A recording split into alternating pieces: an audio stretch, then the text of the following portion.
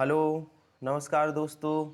स्वागत है आपका हमारे YouTube channel Amod sir Hindi में। तो दोस्तों, हिंदी फुल टेस्ट सीरीज जारी है रात्रि 8 बजे। तो आप सभी आइएगा और अभ्यास करिएगा महत्वपूर्ण हिंदी के 37 प्रश्नों का। यदि आप यूपी पुलिस, फॉरेस्ट गार्ड, लेखपाल, वीडियो, बीएड अन्य एग्ज़ाम की तैयारी कर रहे हैं तो ये टेस्ट सीरीज़ बहुत ही आपके लिए मददगार साबित होगी। आइए स्टार्ट करते हैं आज की टेस्ट सीरीज की शुरुआत गद्यांश से होती है।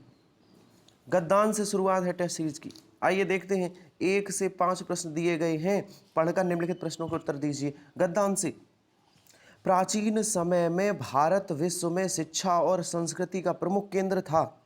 देश विदेश, प्राचीन समय में कौन था भारत? प्रश्न बनने के चांस हैं। देश विदेश के विद्यार्थी यहाँ शिक्षा प्राप्त करने आते थे। प्राचीन भारतीय शिक्षा प्रणाली के अंतर्गत विद्यार्थियों को पुस्तकीय ज्ञान, आध्यात्मिक ज्ञान प्रदान के साथ साथ उसे शारीरिक शिक्षा भी प्रदान की जाती थी। उसे युद्ध कौशल भी सिखाया जाता था। इस प्रकार प्राचीन शिक्षण संस्थाएं या आश्रम विद्यार्थी के चहुमुखी विकास पर ध्यान देते थे। आज स्थिति भिन्न है। वर्तमान दोषपूर्ण शिक्षा प्रणाली सिर्फ डिग्रीधारी बेरोजगारों की भीड़ उत्पन्न कर रही है। कैसी शिक्षा प्रणाली है जिसमें सिर्फ डिग्री मिल रही हो? आज के अधिकांश युवा शिक्षा प्राप्त करके भी स्वावलंबी नहीं बन पाते हैं। उनके हृदय में देश और समाज के प्रति किसी भी प्रकार का कर्तव्य बोध उत्पन्न नहीं होता है। वे अपनी प्राचीन परंपराओं का सम्मान नहीं करते।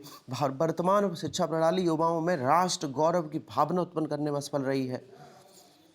समय समय पर भारत के नीति निर्माताओं ने शिक्षा को बहुआयामी बनाने के अनेक प्रयास किए हैं। नई शिक्षा नीति में विद्यार्थी के नैतिक, मानसिक और शारीरिक विकास पर बल देने का प्रयास किया जा रहा है। अब नवीन शिक्षा प्रणाली के अंतर्गत विद्यार्थी को जाति, धर्म और भाषा के दायरे से ऊपर उठकर राष्ट्र हित में कार्य करने के लिए प्रेरित किया जा रहा है। इस प्रणाली में व्यावसायिक शिक्षा पर बल दिया जा रहा है ताकि शिक्षित लोगों को रोजगार उपलब्ध हो सके। इस शिक्षा प्रणाली में किस पे जोर दिया रहा? व्यावसायिक शिक्षा पर। प्रश्न है, प्राचीन समय में विश्व में शिक्षा और संस्कृति का केंद्र कौन था? प्रश्न नंबर पहला गद्यांश से है, प्राचीन समय में विश्व में शिक्षा और संस्कृति का प्रमुख केंद्र कौन था? इस प्रश्न का सही जवाब है भारत। अगला प्रश्न, प्राचीन शिक्षण संस्थाएं ध्यान देती थीं वे विद्यार्थी के व्यवहारिक विकास पर, विद्यार्थी के स्वास्थ्य पर, विद्यार्थी के चौमुखी विकास पर, पुस्तकीय विकास पर। विद्यार्थी के चौमुखी, देखिए प्राचीन शिक्षण संस्थाएं, गद्यांश पे चलते हैं। गद्यांश में हम लोग वापस चलते हैं। प्राचीन शिक्षण संस्थाएं, आश्रम, विद्यार्थी के चौमुखी विकास पर। तो प्राचीन शिक्षण संस्थाएं ध्यान देती थीं विद्यार्थी के चौमुखी विकास पर। अगला प्रश्न नंबर तीसरा, नवीन शिक्षा प्रणाली में विद्यार्थियों को प्रेरित किया जा रहा है रोजगार के लिए, राष्ट्र हित में कार्य के लिए, प्राचीन परंपराओं का सम्मान करने के लिए, किसी के लिए भी नहीं। तो नवीन में जो प्रेरित किया जा रहा है, फिर से देखते हैं, गद्यांश में चलते हैं। कहाँ है नवीन शिक्षा प्रणाली अंतर्गत विद्यार्थियों को जात धर्म के दायरे से ऊपर उठकर राष्ट्र हित में कार्य करने के लिए प्रेरित किया जा रहा है।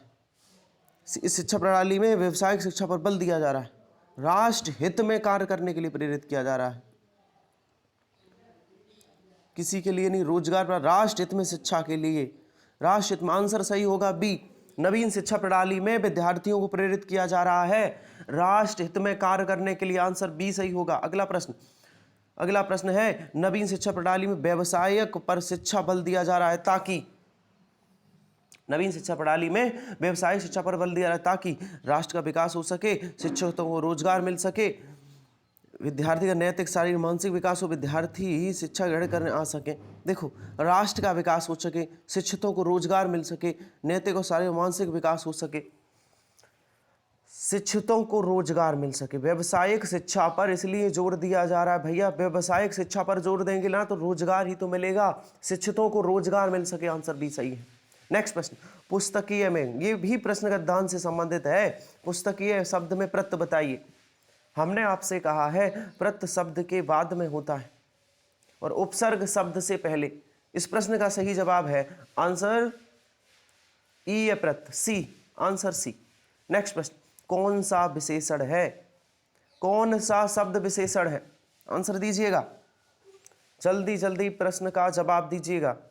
इस प्रश्न का सही जवाब है क्षेत्रीय। क्षेत्रीय एक विशेषण है, जैसे क्षेत्रीय लोग, क्षेत्रीय भाषा, तो ये क्या है, ये किसी की विशेषता बता रहे हैं, तो ये विशेषण है। द्वितीय विश्व हिंदी सम्मेलन कब और कहाँ संपन्न हुआ, इस प्रश्न का सही जवाब दीजिए। द्वितीय विश्व हिंदी सम्मेलन कब और कहाँ संपन्न हुआ, इस प्रश्न का सही जवाब है मॉरिशस, 28 और 30 अगस्त 1976 मॉरिशस में, मॉरिशस। नेक्स्ट प्रश्न, अगला प्रश्न है प्रश्न संख्या 8 और 9, निम्नलिखित प्रश्नों में दिए गए उपयुक्त संधि विच्छेद का चयन करें। संधि विच्छेद बताइए, चतुर्भुज का संधि विच्छेद बताना। प्रश्न नंबर 8 और 9 में संधि विच्छेद है, चतुर्भुज का संधि विच्छेद बताना है, तो इसमें विसर्ग संधि है, चतुर्भुज में विसर्ग संधि है और इसका संधि विच्छेद होगा चतुधनभुज, आंसर सही होगा डी, चतुधनभुज। नेक्स्ट प्रश्न, संसार का संधि विच्छेद बताइए, संसार का, तो इसका संधि विच्छेद होगा सम प्लस सार, सम प्लस सार, संसार, इसका सही संधि विच्छेद होगा answer A, answer A. Next प्रश्न, माधवी अत्यंत सुंदर गाती है, रेखांकित शब्द क्या है, अर्थात अत्यंत शब्द क्या है, ध्यान से सुनो। जो क्रिया की, देखो गाती या गाना एक क्रिया है, और जो क्रिया की विशेषता बताए वह है क्रिया विशेषण, तो सुंदर क्रिया की विशेषता बता रहा है, इसलिए सुंदर क्रिया विशेषण, और क्रिया विशेषण की भी जो विशेषता बताई वो भी क्रिया विशेषण, तो अत्यंत शब्द क्या है, क्रिया विशेषण, आंसर सही होगा डी। नेक्स्ट प्रश्न, 11वां प्रश्न है, चोर ने धन के लिए धारदार हथियार से व्यवसायी की गर्दन धड़ से अलग कर दी, इस वाक्य में किस कारक का प्रयोग नहीं हुआ, कौन सा कारक इन कथनों में नहीं आया, तो देखो चोर ने, ऑप्शन देखो क्या अपादान आया है, अपादान से अलग होना, तो देखो अपादान आया, हथियार से गर्दन की धड़ से अलग, यहां अपादान है, अपादान आया है, करण आया है, हथियार से व्यवसायी मतलब हथियार से के द्वारा, और ये करण कारक भी आया है। संबंध देखो, व्यवसायी की गर्दन, व्यवसाय का संबंध गर्दन से है, ये संबंध कारक भी है। सर यहाँ पे कौन सा नहीं आया, ये कर्ता कारक है, संप्रदान है, अधिकरण नहीं आया, यहाँ पर अधिकरण कारक नहीं आया, आंसर सही होगा डी। नेक्स्ट प्रश्न, 12 और 13, नीचे दिए गए शब्द के विलोम शब्द बताने, बताइए विलोम शब्द। गोपनीय का विलोम शब्द होता है, इस प्रश्न का सही जवाब दीजिएगा, गोपनीय का विलोम शब्द क्या होता है, इस प्रश्न का सही जवाब है पारदर्शी, पारदर्शी। नेक्स्ट प्रश्न, शिथिल का विलोम शब्द क्या है, शिथिल, मृत, बलवान, जीव या चंचल, इस प्रश्न का सही जवाब है चंचल, बलवान मत लगाइएगा, शिथिल मीन्स होता है सुस्त, चंचल मीत होता है फुर्तीला, आंसर सही होगा सी। अत्युच्च शब्द में उपसर्ग क्या है, ध्यान से सुनो, उपसर्ग हमेशा शब्द के आगे लगता है, उपसर्ग, तो अत्युक्त में कौन सा उपसर्ग है, अति, आंसर ए सही होगा अति। नेक्स्ट प्रश्न, निम्न में से किस शब्द में उर्दू उपसर्ग है, उर्दू का उपसर्ग कौन से शब्द में है, देखो ध्यान से सुनो, बद, ये बद उर्दू उपसर्ग है, उर्दू, उर्दू उपसर्ग है, तो वदनाम में कौन सा उपसर्ग है, उर्दू उपसर्ग। नेक्स्ट प्रश्न, निम्नलिखित में से सममात्रिक छंद कौन सा है, सममात्रिक छंद मतलब जिसमें समान मात्राएं हों, चार, और छंद में कितने चरण होते, सामान्यतः छंद में 4 चरण होते हैं, और प्रत्येक चरण में यदि समान मात्राएं हों, बराबर हों, तो वो सममात्रिक होगा। चौपाई एक सममात्रिक छंद है, क्योंकि इसके प्रत्येक चरण में 16 मात्राएं होती हैं बराबर, तो चौपाई आंसर सही होगा। नेक्स्ट प्रश्न, इनमें से व्याकरण की दृष्टि से कौन सा कथन सही है, तो पढ़िए, भाववाच्य केवल अकर्मक क्रियाओं में होता है, कौन सा सही नहीं है, सही नहीं है, बिल्कुल सही है। भाववाच्य अकर्मक क्रियाओं में ये भी सही है। आगे पढ़ो, कर्मवाच्य अकर्मक और सकर्मक दोनों में होता है। नहीं, ये नहीं है भैया। कर्म क्रिया कब होती है, सकर्मक क्रिया कब होती? सकर्मक क्रिया तब होगी जब कर्म होगा, और अकर्मक तब होगी जब कर्म नहीं होगा। ये कह रहा है कर्मवाच्य अकर्मक और सकर्मक दोनों में होता है, तो यही बात गलत है। एक गलत मिल गई, अब इनको पढ़ने की जरूरत नहीं, अपने आप सही होंगी। तो सही प्रश्न का आंसर होगा आंसर बी। गलत पूछा था, आंसर बी। नेक्स्ट प्रश्न, दिए गए वाक्यों में त्रुटिपूर्ण वाले अंश पहचानिए जिसमें त्रुटि नहीं है। डी का चयन करिए। कहां से? यहां से। वाक्य का आरंभ यहां से है। सूर्योदय हुआ है, सूर्योदय हुआ और पक्षियों ने चहचहाना शुरू कर दिया। क्या कोई त्रुटि है? सूर्योदय हुआ और पक्षियों ने चहचहाना शुरू कर दिया, कोई त्रुटि नहीं है। त्रुटि नहीं है तो आंसर कौन सा सही होगा? डी। इस प्रश्न का सही जवाब है डी। सोरठा के विषम चरणों में कितनी मात्राएं होती हैं? देखो, सोरठा दोहा का उल्टा होता है, और दोहा में 13 और 11 मात्राएं होती। इसके विषम चरणों में 13, सम चरणों में 11। अब दोहा का उल्टा सोरठा है। अब दोहा के विषम में 11, तो सोरठा के विषम में कितनी कितनी मात्राएं? दोहा के में 13, तो सोरठा के में 11 11। आंसर सही होगा बी। अगला प्रश्न, कौन सा प्रश्न था ये? 19। ठीक है, नेक्स्ट प्रश्न। कसौटी शब्द है, कसौटी कैसा शब्द है? कसौटी सर, कसौटी एक कैसा शब्द है? कसौटी, कसौटी एक देशज शब्द है। देशज, देशज शब्द है कसौटी। नेक्स्ट प्रश्न, विशेष से पहले आने वाला विशेषण क्या कहलाता है? विशेष से पहले आने वाला विशेषण क्या कहलाता है? जल्दी से जवाब दीजिएगा। जो इस प्रश्न का सही जवाब देगा, मैं मान लूंगा इसकी हिंदी अच्छी है। जल्दी से जवाब दीजिएगा। इस प्रश्न का सही जवाब होगा विशेष विशेषण। इस प्रश्न का सही जवाब है विशेष विशेषण, आंसर सी। बहुत लोग कर रहे हैं प्री विशेषण, ये गलत है। वो विशेषण से पहले नहीं पूछ रहा है। यदि पूछा होता विशेषण से पहले आने वाला विशेषण, तो होता प्री विशेषण। वो विशेष से पहले पूछ रहा है, इसलिए विशेष विशेषण है, आंसर सी। 22 और 23 नीचे दिए गए रिक्त स्थानों की पूर्ति करिए। 5 लाख की लॉटरी लगते ही उसके क्या? उसके तोते उड़ गए, छक्के छूट गए, दिन फिर गए, दिन पक गए। तो 5 लाख की लॉटरी लगी तो क्या होगा? उसके दिन फिर गए, आंसर सही होगा सी, उसके दिन फिर गए।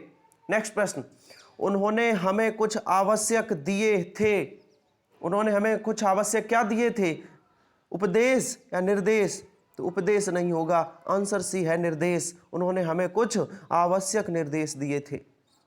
नेक्स्ट प्रश्न, कौन सर्वनाम का गुणवाचक शब्द दिए गए विकल्पों में से चिन्हित कीजिए। ये कठिन प्रश्न है, मैं जानता हूं आपके लिए, तो मैं इसका सही जवाब बता देता हूं। इस प्रश्न का सही जवाब है कैसा। कैसा का गुणवाचक है, कौन का गुणवाचक है कैसा। नेक्स्ट प्रश्न, निष्काम का संधि विच्छेद, ये तो जवाब देना पड़ेगा।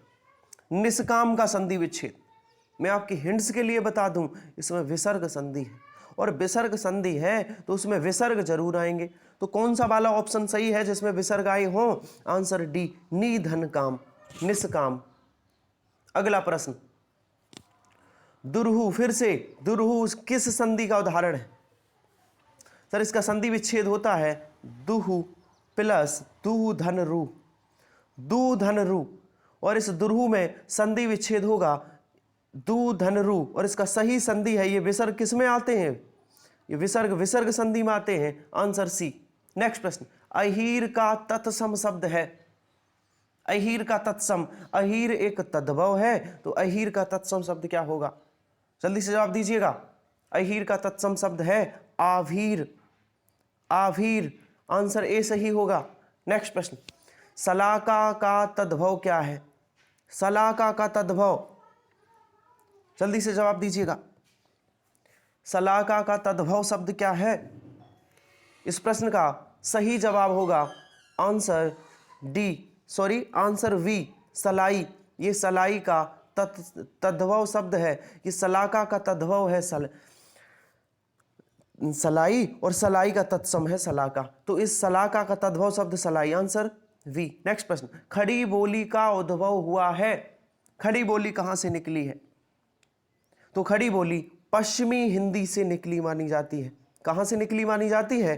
पश्चिमी हिंदी से। नेक्स्ट प्रश्न, हिंदी भाषा में कितनी बोलियां हैं? प्रश्न नंबर 30, हिंदी भाषा में कितनी बोलियां हैं? जल्दी से जवाब दीजिएगा।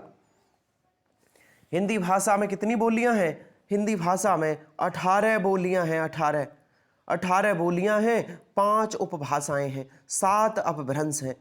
अगला प्रश्न, डिस्चार्ज पिटीशंस के लिए कौन सा पारिभाषिक शब्द है? ये जो अंग्रेजी में शब्द दिया गया है इसका हिंदी में मतलब क्या है?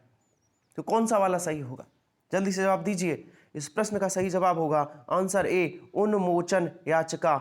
उन्मोचन याचिका। नेक्स्ट प्रश्न, 32 और 33 प्रश्न दिए गए हैं। निम्नलिखित शब्दों के दिए हुए शब्दों में उचित पर्यायवाची बताना है। 32 और 33 में पर्यायवाची बताना है। क्या होगा पर्यायवाची? नैसर्गिक का। नैसर्गिक का मतलब है जो भगवान के द्वारा, जो प्रकृति के द्वारा बनाया गया हो। तो नैसर्गिक का पर्यायवाची क्या है? प्राकृतिक। इस प्रश्न का सही जवाब क्या होगा? आंसर डी, नैसर्गिक का पर्यायवाची प्राकृतिक। अगला प्रश्न, संरचना। संरचना का पर्यायवाची क्या है? संरचना का जल्दी से जवाब दीजिएगा। संरचना का पर्यायवाची होता है बनावट या गठन। बनावट या गठन। नेक्स्ट प्रश्न, निम्न पंक्तियों में कौन सा छंद है? इसमें कौन सा छंद है? रावण रथी विरथ रघुबीरा, देख विभीषण भव धीरा, अधिक प्रीत मन भा संदेहा, बंद चरण कहे सहित सनेहा। मैं आपको बता दूं इसमें चौपाई छंद है। आंसर सही होगा ए, इसमें चौपाई छंद है। नेक्स्ट प्रश्न, चारों दिशाओं का समाहार सामासिक शब्द होगा। चारों दिशाओं का समाहार में कौन सा सामासिक शब्द है? तो चारों दिशाओं का समाहार का कौन सा समास है इसमें? चतुरिक, चतुर्दिक। आंसर सही होगा बी। अब चारों दिशाओं का होता चारों युगों का समाहार, तो होता चतुर्युग। लेकिन इस प्रश्न का सही जवाब है आंसर बी। नेक्स्ट, निम्नलिखित में से किस एक में कर्मधारय समास है? कर्मधारय समास नहीं है। कौन से में? सर चंद्रमुख में है। चंद्र के समान मुख, तुलना हो रही है। मृग के समान नयन, नराधाम, नरकाधाम, नर के लिए ये होगा नराधाम, मतलब नर के जैसा धाम। तो तीनों में कर्मधार है, दोपहर में नहीं, दो पहरों का समाहार अर्थात द्विगु समास। आंसर सी सही होगा, इसमें कर्मधार समास नहीं है। इस टेस्ट सीरीज का आज का आखिरी प्रश्न कमेंट बॉक्स में टाइप करिएगा इस प्रश्न को हल करने के बाद कि आप सभी के कितने कितने प्रश्न सही हुए हैं। लोकसभा में मंत्रियों का पागलपन स्पष्ट दिखाई देता है। वाक्य में रेखांकित शब्द कोटि का प्रत्यय। पागलपन क्या है? विदेशज, तत्सम, देशज, तद्भव। कौन सा है? पागलपन शब्द क्या है? तो यहां पर पागलपन सही जवाब है। पागलपन तद्भव शब्द है। पागलपन तद्भव शब्द है।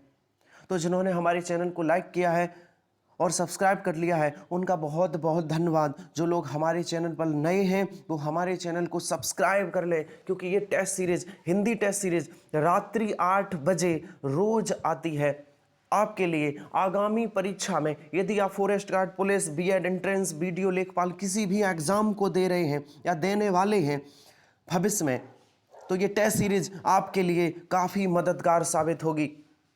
तो आज के लिए इतना ही, मिलते हैं कल नए प्रश्नों के साथ। तब तक के लिए धन्यवाद।